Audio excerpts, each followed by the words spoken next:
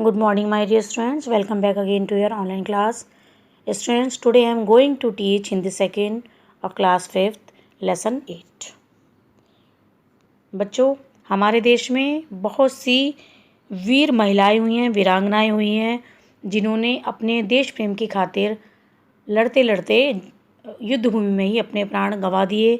उसी में से एक हैं रानी दुर्गावती। आइए पढ़ते हैं रानी दुर्गावती के बारे में। दुर्गावती कन्नौज के राजा चंदन राय की पुत्री थी और जब वह विवाह के योग्य हुई तो उनके पिता ने राजकुमारों की खोज करनी शुरू की उनके विवाह के लिए। किंतु दुर्गावती गढ़ मंडल के स्वामी दलपति शाह से विवाह करना चाहती थी। उनके पिता को यह बात अच्छी नहीं लगी, लेकिन जब ये समाचार दलपति शाह ने सुना तब उन्होंने बाहुबल से उस कन्या को प्राप्त करना चाहा। चंदन राय में और दलपति शाह में घोर संग्राम हुआ। अंत में विजय दुर्गावती के मनोवांछित वर दलपति शाह को प्राप्त हुई। गढ़मंडल में पहुंचकर दुर्गावती और दलपति शाह का विधिपूर्वक विवाह हुआ। कुछ समय पश्चात उनके पुत्र हुआ, जिसका नाम वीर नारायण रखा गया। लेकिन जिस समय वीर नारायण केवल 3 वर्ष का था, गढ़मंडल के राजा की मृत्यु हो गई। अब रानी दुर्गावती सारा राजकाज अपने आप देखने लगी। वे प्रजा का बहुत अच्छे से ध्यान रखती थी और वे जानती थी कि किसी न किसी दिन मुगल सम्राट की दृष्टि उनके छोटे से राज्य पर अवश्य पड़ेगी। इसलिए वे अपनी सेना को अधिक से अधिक सुसज्जित करती रहती थी। दुर्गावती की योग्यता, उनकी तत्परता तथा प्रजा के प्रति उनकी त्याग भावना अकबर के कानों तक जा पहुंची। उनके अधिकारियों ने उन्हें गढ़मंडल को अपने अधीन लेने के लिए सलाह दी। शुरू में उन्होंने ऐसा नहीं किया, लेकिन बाद में वो इसके लिए तैयार हो गए।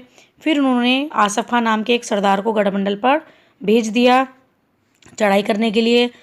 और जब रानी दुर्गावती को समाचार मिला तो वे डरी नहीं, वो शेरनी के समान क्रोधित हो गईं और उन्होंने अपनी वीरता का परिचय देना चाहा। वे जानती थीं कि अकबर के सामने वो विजयी नहीं हो सकेंगी, लेकिन उन्होंने फिर भी आत्मसमर्पण करना उचित नहीं समझा और उनको ज़्यादा अच्छा लगा कि वो युद्ध भूमि में अपने प्राण गंवा दें। फिर उन्होंने अपनी सेना को तैयार किया। देखते ही देखते 8000 अश्वारोही उपस्थित हो गए उनकी सेवा में और उसके बाद वो घोड़े पर सवार होकर युद्ध भूमि में उतर पड़ी। उधर आसफ खां को ये विश्वास था कि अकबर के सामने, अकबर की जो सेना है उसके प्रताप के सामने वो डर जाएंगी, दुर्गावती आत्मसमर्पण कर देंगी। यह सोचकर उन्हें अपनी सेना कम रखी, केवल 5000 अश्वारोही वो लेकर आए और उसके बाद उनकी वहाँ पर बहुत ज़्यादा बुरी तरह से उनकी हार हुई।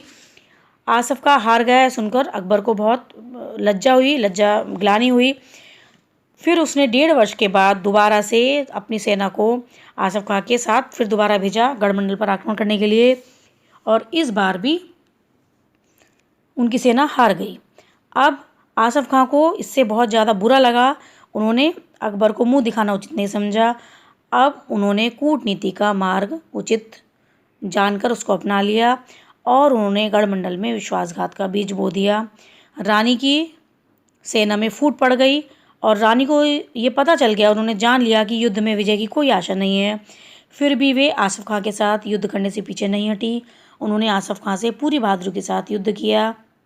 उनका पुत्र जो उस समय 14 वर्ष का था वो घायल होकर घोड़े से गिर गया।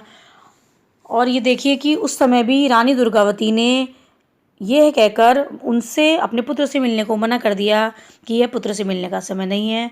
मुझे हर्ष है, खुशी है कि मेरे पुत्र ने युद्ध में वीरगति पाई, अब मैं उससे देवलोक में ही मिलूंगी। और अंत में जब रानी ने देख लिया उनकी सेना हार रही है और वो भी हारे ही जाने के कगार पर हैं, तब उन्होंने अपनी ही तलवार से अपने प्राणों का अंत कर लिया। रानी के मृत शरीर को उनके सैनिकों ने एक सुरक्षित स्थान पर पहुंचा दिया, जहां उनका अंतिम संस्कार उनके पुत्र के साथ ही किया गया।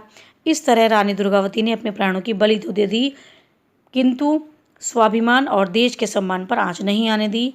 रानी दुर्गावती के साहस और बलिदान की गाथा भारत की नारियों के लिए एक उपयुक्त प्रेरणा स्रोत है। तो बच्चों, ये थी रानी दुर्गावती की वीरता और स्वाभिमान की कहानी। आइए अब देखते हैं इसकी एक्सरसाइज में सबसे पहले देखेंगे इसके शब्दार्थ।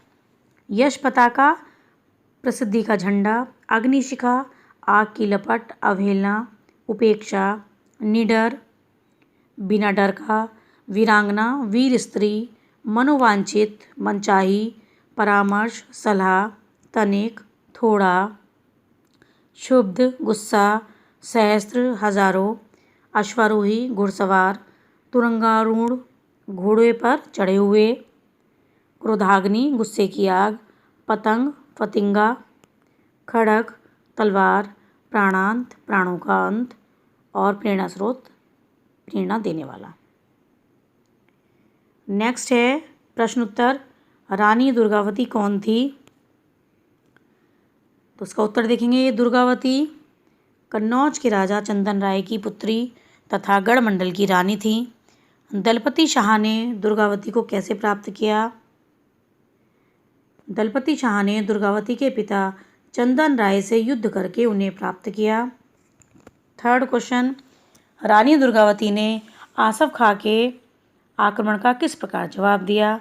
आसफ खां के आक्रमण करने पर रानी दुर्गावती चामुंडा के समान घोड़े पर सवार होकर रणभूमि में अपनी सेना लेकर उतर पड़ी तथा युद्ध में उसे बुरी तरह हराकर भगा दिया।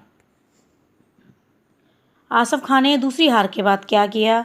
दूसरी हार के बाद आसफ खां ने कूटनीति का सहारा लिया। उसने गढ़मंडल में विश्वासघात का बीज बो दिया। फिफ्थ क्वेश्चन है, पकड़े जाने के भय से रानी दुर्गावती ने क्या कदम उठाया? पकड़े जाने के भय से रानी दुर्गावती ने अपनी ही तलवार से अपने प्राणों का अंत कर लिया। तो बच्चों ये आपके क्वेश्चन आंसर हैं। नाउ नेक्स्ट एक्सरसाइज, घटना के अनुसार वाक्यों के सही क्रम लिखिए।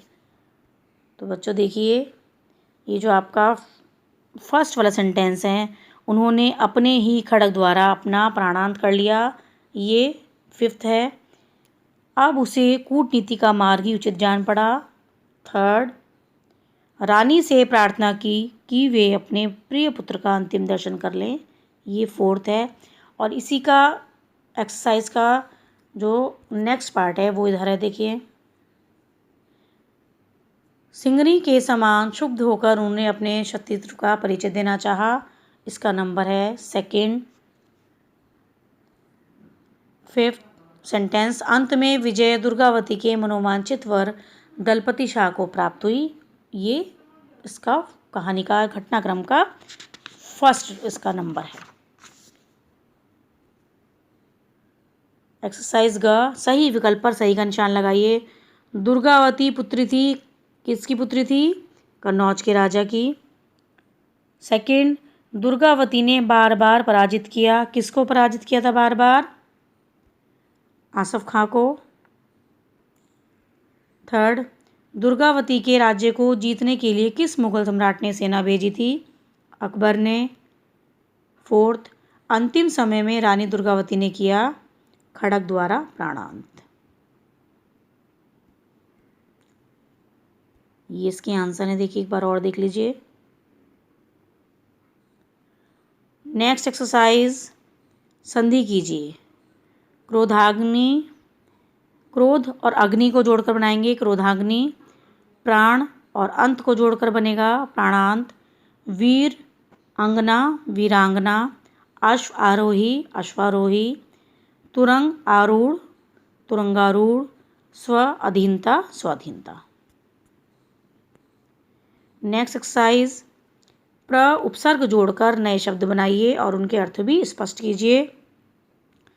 तो देखिए सबसे पहले है इसमें चंड, चंड को जोड़कर बनाया है प्रचंड, प्रदर्शन, देश, प्रवेश और प्रधान। अब इसके अर्थ लिखेंगे। प्रचंड मीन्स बहुत तेज, प्रदर्शन दिखाना या प्रस्तुत करना, प्रदेश क्षेत्र, हिस्सा या आंचल, प्रवेश आगमन, अंदर आना, प्रधान सबसे बड़ा या मुख्य। नेक्स्ट पेज पर देखेंगे, समास विग्रह कीजिए। यश पताका, यश की पताका। अग्निशिखा, अग्नि की शिखा। क्रोधाग्नि, क्रोध की अग्नि। राजकाज, राजा का काज। बल विक्रम, बल और विक्रम। नेक्स्ट एक्सरसाइज है मौखिक उत्तर दीजिए। फर्स्ट क्वेश्चन है इसमें, चांद बीबी कहाँ की शासक थी? चांद बीबी अहमदनगर की शासक थी। नेक्स्ट क्वेश्चन, चित्तौड़ किस प्रदेश में है? चित्तौड़ राजस्थान में है।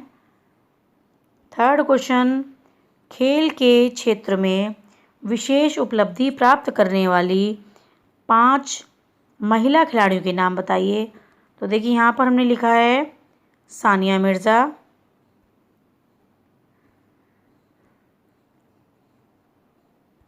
Mary Kom, PV Sindhu, PT Usha, Saina Nehwal. 5 ही हो गए हैं, लेकिन इसके अलावा एक और है, यहाँ पर लिखा गया है गीता फोगाट। आप इसमें से कोई से भी 5 महिला खिलाड़ियों के नाम लिख सकते हैं। नेक्स्ट क्वेश्चन है, अर्थशास्त्र पुस्तक किसने लिखी है? अर्थशास्त्र पुस्तक कौटिल्य ने लिखी है और चाणक्य भी इन्हीं का दूसरा नाम है। रचनात्मक गतिविधियों में देखेंगे, रानी दुर्गावती कथा का नाट्य रूपांतरण कीजिए और अपने सहपाठियों के सहयोग से इसका मंचन कीजिए। और उसके बाद है खेल खेल में मिलान कीजिए, मैचिंग है। देखिए, लक्ष्मीबाई, गंगाधर राव, मुमताज, शाहजहां, नूरजहां, जहांगीर, जोधाबाई, अकबर। इसको इनसे मैच करना है। तो बच्चों, ये चैप्टर आपका पूरा हो गया है। आशा है कि चैप्टर आपको समझ में आया होगा अच्छी तरह से। आप देखेंगे इसका होमवर्क। बच्चों, इसके होमवर्क में आपको इसके शब्दार्थ और क्वेश्चन आंसर कॉपी में करने हैं। इसके प्रश्नोत्तर और शब्दार्थ आपको कॉपी में करने हैं। ये आपका आज का होमवर्क है। नेक्स्ट वीडियो में फिर मिलेंगे, तब तक के लिए थैंक यू वेरी मच।